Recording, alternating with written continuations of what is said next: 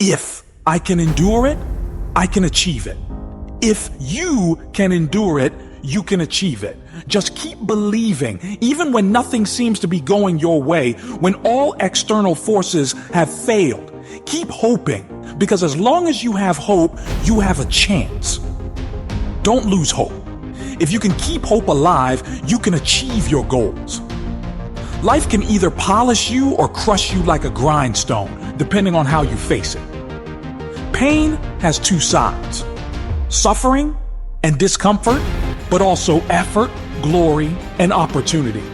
Pushing through pain leads to greatness. Whenever you doubt yourself or speak negatively about yourself, catch yourself and affirm that you can succeed. You have untapped powers and talents within you. Challenge yourself to change how you speak to yourself, how you think, and how you imagine your future. Your words and thoughts determine your success. Embrace your dreams and believe in yourself. Regardless of past failures or mistakes, you can succeed. Blessings, miracles, and opportunities will come along with struggles and challenges.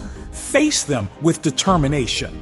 If you can change your mindset, you can change your circumstances.